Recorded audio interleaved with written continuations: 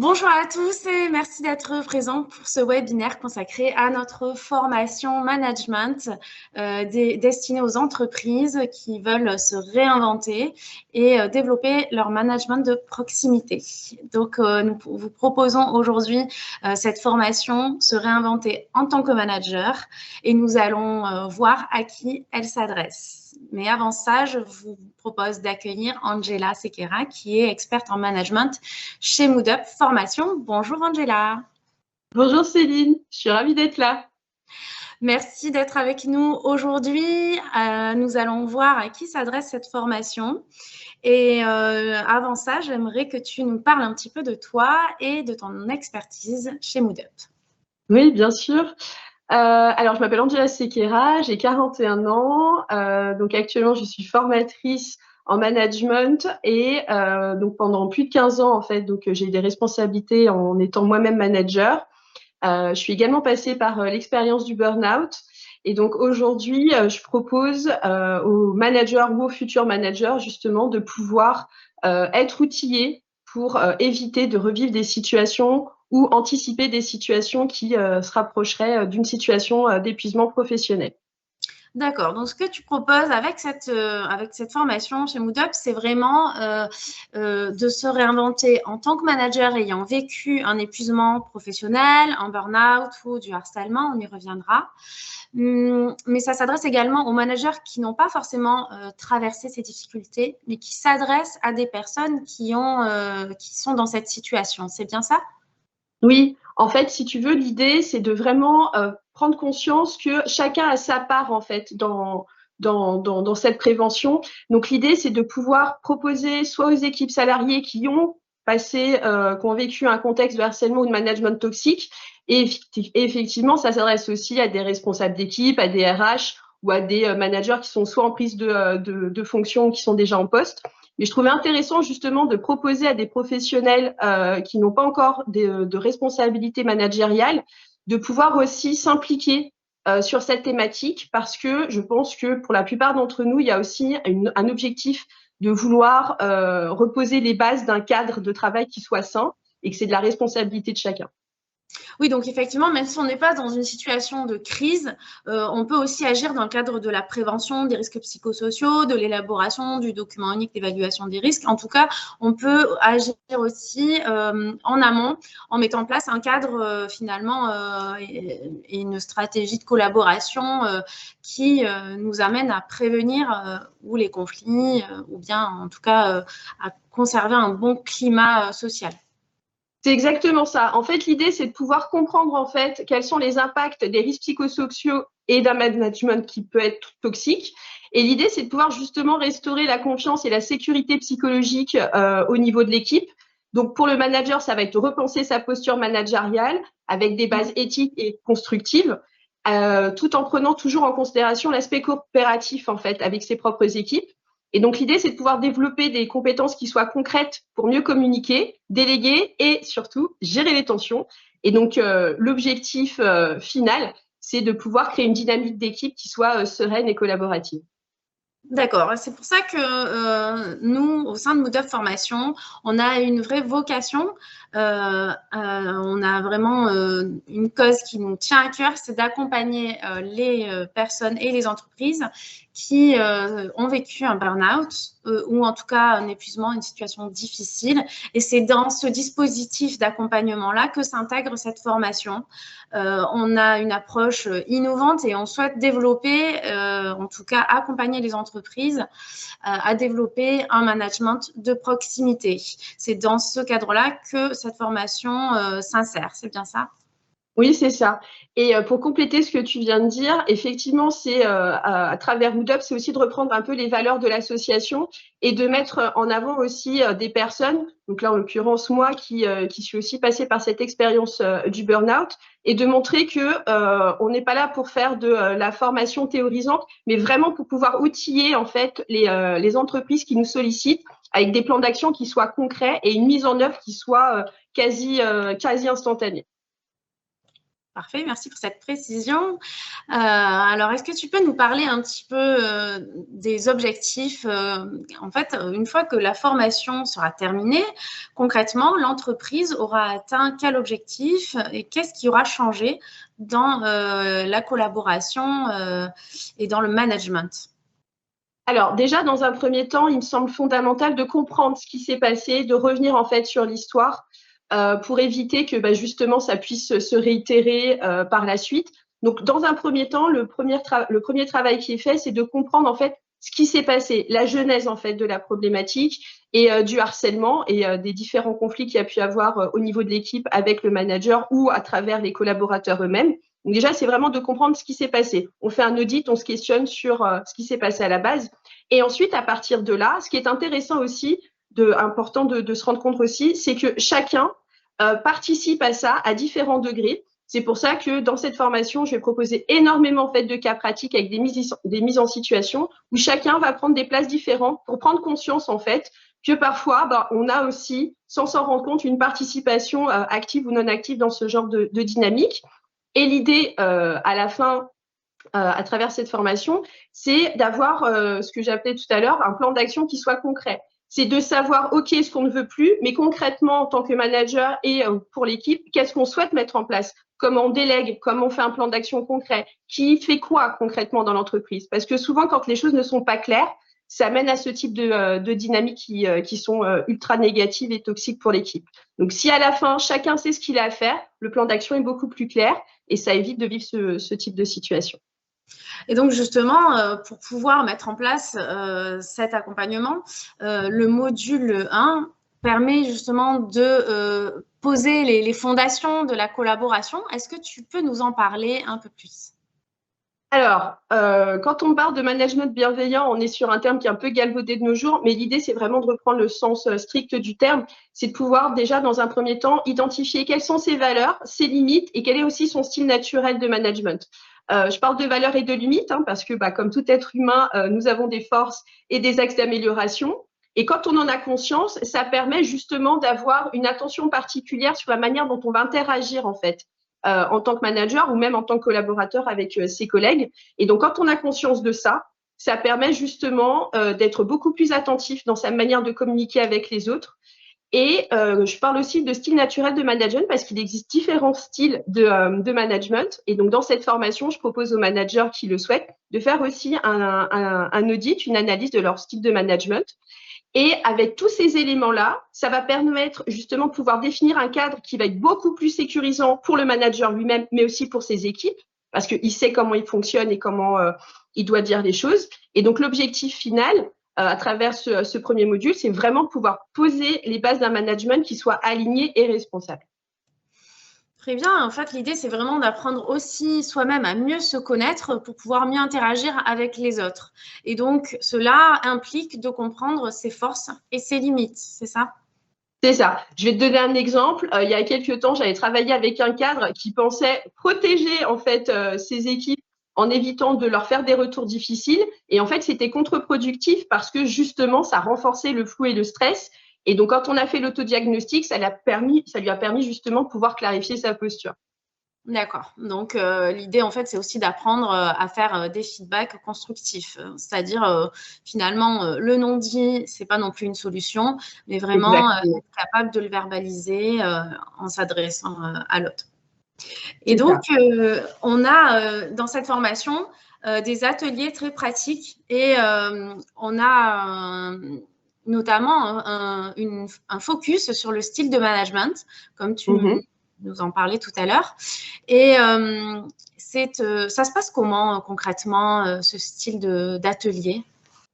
Alors déjà, donc je soumets un questionnaire, comme ça permet justement d'avoir de la matière et de comprendre en fait qui on est. À la fin du questionnaire, donc il y a 4 types de profils qui ressortent. Donc ça permet aussi au manager de se rendre compte s'il se reconnaît justement sur un de ces 4 types de profils. Et à partir de ce type de profil, l'idée, c'est comme je te le disais tout à l'heure, c'est tout de suite rentrer sur le principe de réalité. C'est tout de suite, on va faire des mises en situation. On va partir d'une situation soit qui est déjà arrivée, soit qui est complètement fictive. Et en fait, on va mettre justement ce style de management dans le concret pour voir justement qu'est-ce qu'il faut conserver, parce qu'il y a toujours des choses à conserver, et potentiellement, quelles sont les choses à améliorer. Parfait, merci pour ce détail. Donc, effectivement, dans ce module 1, on a vu comment poser les bases du style de management. Est-ce que maintenant, tu peux nous parler du module 2 et notamment de la communication assertive dont on parle beaucoup en entreprise en ce moment? Alors, l'assertivité, pour faire simple, en fait, c'est la manière dont on va pouvoir interagir avec les autres. Et ce qui est hyper important derrière ce terme, c'est de ne pas blesser la personne qui est en face de soi, de l'écouter sans s'effacer pour autant. Donc l'idée, encore une fois, c'est de passer par des jeux de rôle où chacun il va s'entraîner justement à pouvoir formuler des feedbacks, à recadrer ou à exprimer un désaccord en respectant l'autre. Et pourquoi on fait ça, en fait? L'idée, c'est toujours de prévenir les tensions et surtout les non-dits qui font des ravages en entreprise, parce que une parole qui est claire et respectueuse, ça fera forcément toute la différence. Donc, c'est aussi apprendre ou réapprendre à savoir écouter, en fait, activement quelqu'un, et en particulier, j'ai envie de dire, avec quelqu'un avec qui on a eu un passif, parce que du coup, on doit réapprendre à écouter attentivement la personne en laissant de côté tout ce qui a pu se passer. Et l'idée, c'est de remettre, en fait, un cadre qui est sain. Donc voilà, on passe par des rituels et petit à petit, ça revient. Et encore une fois, donc l'objectif, ça va être de fluidifier les relations et réinstaurer un climat de confiance. Donc, dans un premier temps, garder à l'esprit qu'on remet de la cordialité à minimum, parce qu'on reste dans un contexte professionnel et que c'est la base, en fait. Oui, c'est la base et on s'aperçoit que finalement, ces pratiques-là et ces rituels permettent une meilleure connexion en fait entre les collaborateurs et in fine plus de confiance. Et qui dit plus de confiance dit aussi plus de performance. Et donc, c'est là qu'on vient à parler justement du thème de la motivation. Comment motiver une équipe selon les besoins de chacun. Et donc là, c'est toujours pareil, hein. Il faut avoir une idée très précise de pourquoi on est là. Quels sont ses objectifs, pourquoi on travaille, quelles sont les valeurs de la structure, quel est le but ultime à atteindre. Et si ces éléments-là, pardon, sont pas définis, forcément, ça peut pas fonctionner. Si on te donne une direction, on te dit, voilà, faudrait que tu ailles à tel endroit, mais toi, le premier réflexe que tu vas avoir, c'est donne-moi l'adresse pour Waze ou les coordonnées GPS, tu vois ce que je veux dire? Donc, si tu n'as pas un but qui est précis, tu sais pas où tu vas aller. Et donc, du coup, soit tu vas t'inventer des choses dans ta tête, ça va te mettre en situation de stress. Quoi qu'il en soit, les deux ressentis sont pas bons parce que comme c'est pas clair, et du coup, tu te questionnes. Et c'est là que on prend l'autoroute, si je reste sur ma métaphore du voyage, on reste sur l'autoroute des problèmes et potentiellement de risques d'épuisement au travail. D'accord. Donc, on a beaucoup d'illustrations, en fait, en tout cas d'exemples d'ateliers pratiques dans cette formation. On a des ateliers sur la construction d'un discours inspirant, par exemple, ou la prise de parole en public. Est-ce que c'est quelque chose qui est vraiment important? En quoi c'est pertinent de faire ce type d'atelier sur le discours inspirant? Ça nous parle de leadership, ça nous parle de cordialité, ça nous parle de beaucoup de choses. Comment, toi, tu intègres cet aspect-là dans la formation? En fait, je pense qu'il est important de revenir un petit peu aux basiques des relations interprofessionnelles, interrelationnelles dans un contexte professionnel, parce que en fait, on communique énormément par écrit. On reçoit un nombre de mails qui est juste incroyable par jour. Même par téléphone, les relations se font de moins en moins. Et justement, le fait de revenir sur ce que moi je considère être une forme de leadership du management, c'est de montrer qu'on est présent, mais physiquement présent. Aller à l'encontre des personnes de son équipe, être dans le mouvement, c'est quelque chose qui est hyper important. Et pour moi, ça va être quelque chose qui va inspirer en fait ces équipes. Ça peut être des choses qui sont toutes simples, Céline, mais tu vois, le nombre de personnes qu'on a été amenées à rencontrer, toi et moi, qui nous disent, oui, mon manager, le matin, quand il passe, il dit même plus bonjour. Ah oui.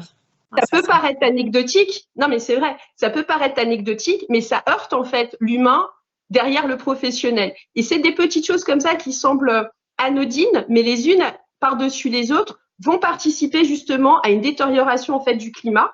Et le fait de pouvoir reprendre la parole en public, de pouvoir garder du temps en fait pour vraiment avoir des discussions en face à face avec ses équipes, c'est hyper important. Et encore une fois, je parle de rituels. C'est pas forcément des réunions qui durent des heures et des heures, parce que bon, c'est vrai que les réunions en France, c'est un vrai sujet. Mais l'idée, c'est de prendre le temps de prendre le temps de savoir où en sont les uns et les autres, justement voir quand il y a des blocages, utiliser l'intelligence collective du groupe pour faire en sorte de trouver des solutions. Et ça participe justement à la création d'un environnement qui est sain parce qu'on se sent écouté, compris par les autres. Et du coup, après, de manière beaucoup plus intuitive, on a envie de faire la même chose de son côté pour le collectif et aussi en tant que manager. C'est vrai que finalement, on prend conscience avec cette formation de l'importance d'être relié aux autres et y compris finalement de façon informelle, hein, dans les non-lieux, dans voilà, les couloirs. Enfin, c'est des petites choses qui nous permettent aussi de capter les signaux faibles du climat social. Et c'est quelque chose qui se perd en fait avec la pratique, voilà, du télétravail, avec comme tu disais, hein, au sujet des mails qu'on reçoit. Donc, on se dit qu'on va envoyer un mail, on gagne du temps. Et c'est vrai qu'on a toute cette partie de communication verbale qui se perd, en fait. Donc là, l'idée, c'est vraiment de remettre de l'humain au cœur de la formation, finalement. Et dans le module 3, justement, on parle de ces signaux précurseurs de tension. Est-ce que tu peux nous en parler un peu plus ? Alors, le module 3, il est, comme on dit, un peu touchy parce que là, justement, on rentre vraiment sur les aspects pas très ragoûtants de tout ça, mais en même temps, enfin voilà, c'est le principe. En formation, on parle de choses qui sont réelles. Donc là, on va parler vraiment de choses qui sont concrètes. Donc, les signaux précurseurs et les tensions dans une équipe, hein, ça parlera un certain nombre d'entre nous. Ça va être le fait de se sentir de plus en plus isolé sur par exemple, sur certains projets. Au début, on te sollicite et puis après, petit à petit, tu te rends compte que tu es de moins en moins sollicité. On t'invite plus à certaines réunions, par exemple.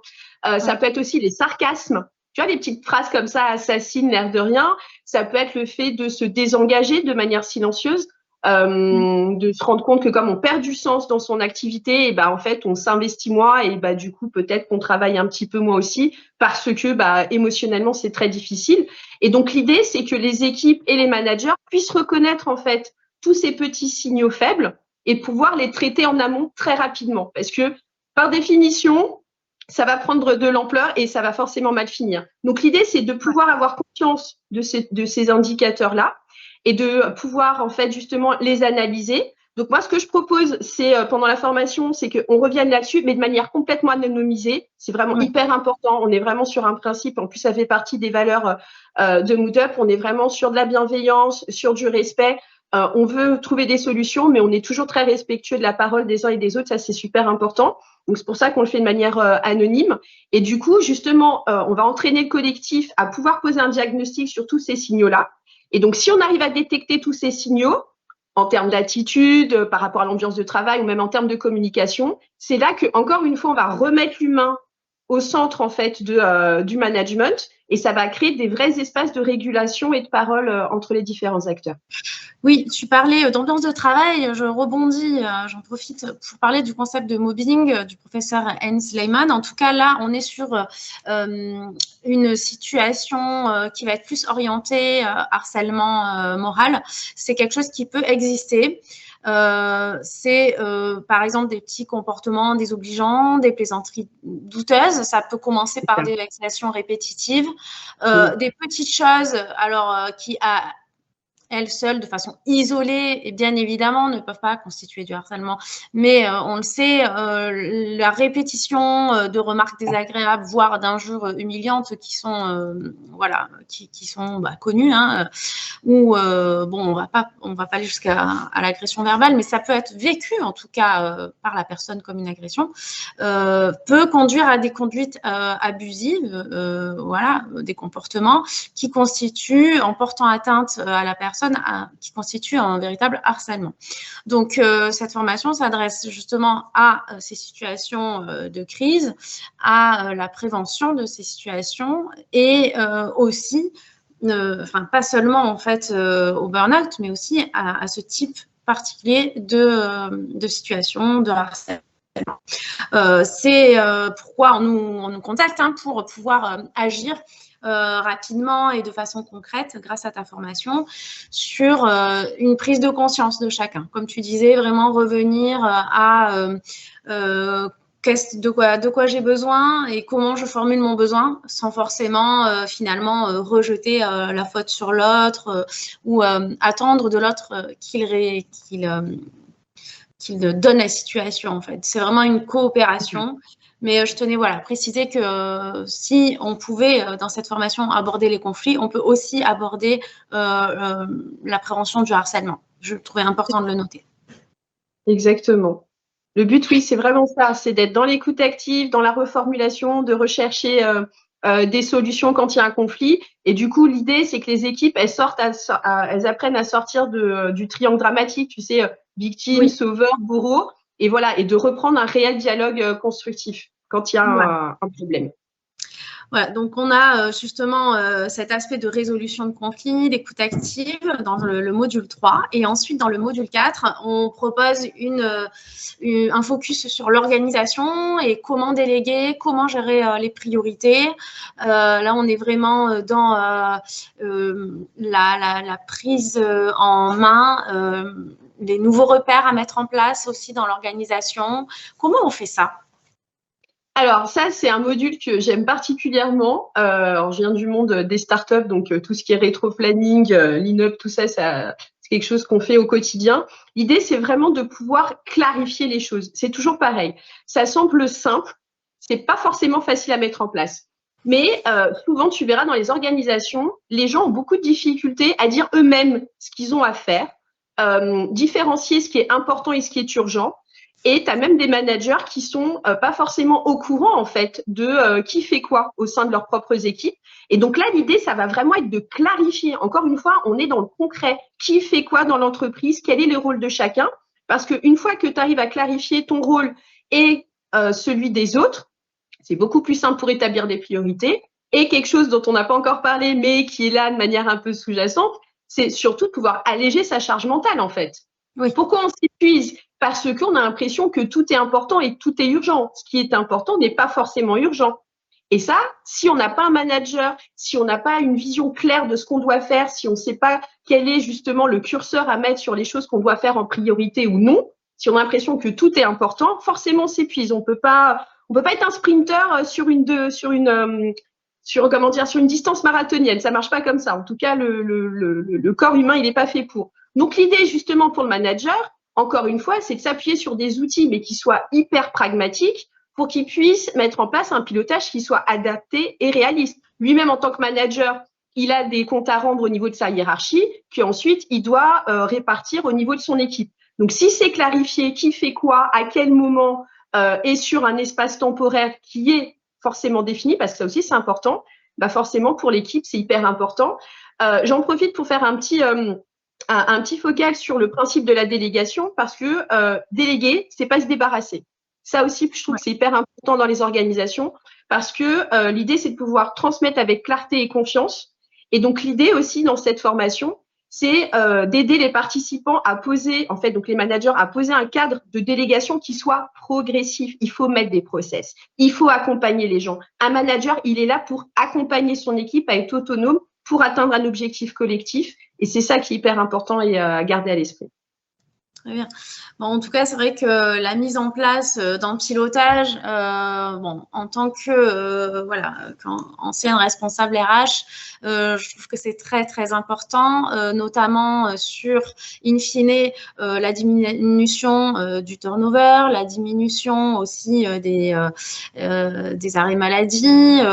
Tout ceci, en fait, concourt vraiment à l'amélioration du climat social, à l'amélioration des indicateurs sociaux et, in fine, à la performance collective.